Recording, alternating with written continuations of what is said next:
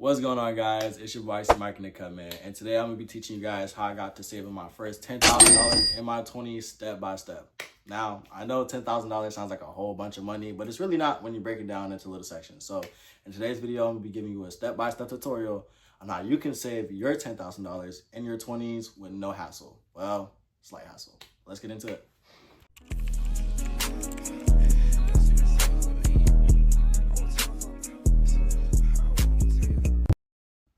Step one of this process is being real with yourself. Now, what this consists of is you seeing how much money you're spending, where you're spending it at, and if it's necessarily what you need to be spending it on. Let me give you an example. You get Starbucks every morning, you spend $7 every single morning, every day of the week. That's about $49 a week. We're gonna round it up. $50 a week that you're spending on Starbucks. Do you really need to do that? You could use that $50 into saving. You can use that $50 to invest. You can use that $50 to do way more than just drinking coffee every morning. So just doing little stuff like that and seeing where your money's going necessarily can cut back on a lot of costs and a lot of overhead and be used to do more, I guess, productive things, which could bring you more money into your journey of saving 10,000 bucks. But yeah, on to step number two. Step number two, setting a clear goal. Let me show you guys what this looks like. So what this means is breaking down what you need to do. So if I'm trying to save $10,000, say by 21, and I'm just turned 20 years old today, so that's giving me about 12 months or a year per se. Here's what I'll do. I'll break it down into how much I need to save per month, and then from there, breaking down to how much I need to spend to save per day. So per month, I probably need to save about 800 and some change.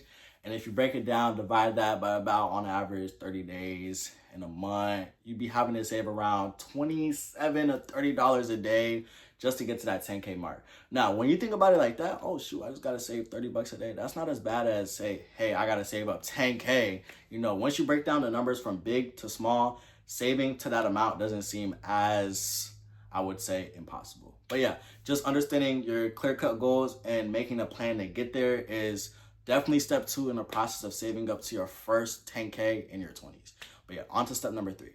Step number three, adding another source of income. Now, when you get to this step, you're gonna soon realize that, hey, like saving up paycheck to paycheck is not gonna be enough for you, and you're gonna need another source of income. Well, that's what we're here for. So what you're gonna do is you're gonna find a skill, whether it be freelancing or, you know, reselling stuff, or whether it be picking up a second job, anything, and bringing that second source of income so that you can save at greater amounts with greater flexibility. Now, when you do this, now when I was in my 20s, what I recommend you doing is reselling or setting up an online business because, hey, you're 20, you're young, you need more time to yourself. But if you don't trust in online businesses, or if you're not the type to go out there and market, or if you're not the marketing or sales type, picking up a second job would just do just fine. Our primary goal here is to get to 10K. I didn't say how. All I said is we're going to get to 10K in our 20s. But yeah, step three, adding that second source or third source of income. But on to step four. Step four, which is what a lot of people overlook. Now, in step four, you want to automate your savings. So what I mean by that is being able to save money without being able to touch it. So you don't want to have to actively go into your account and transfer money left and right to save it, or you'll be more tempted. As easy it is to transfer into your savings, it's just as easy to transfer it out. So what you need to do is you need to set it up with your bank or your checking or your savings accounts where it's automatic withdrawals from your payroll, so that whatever money comes out of it is not yours and is automatically put into a separate account, so you're not as tempted to spend it.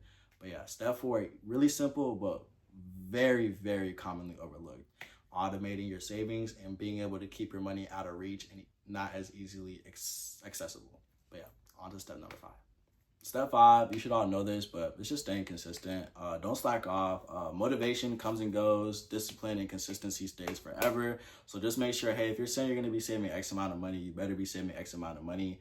Don't stop saving X amount of money just because you want to have a little bit of fun, you want to go out to party, you want to go out to drink, you want to go on a cruise with your friends. If you said you're going to save $200 a week, man, be a man of your word, save $200 a week.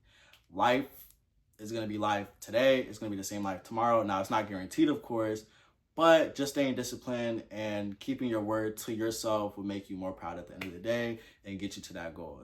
10K is a pretty big number. And a lot of you guys, if you're not 20, if you're not in your late 20s or your 30s, haven't even seen that amount of money in your life. Even I know people in their late 20s and 30s that haven't seen that amount of money in their life. That's why you have to stay very focused and disciplined to save that amount. Bro, put that bell out, bro.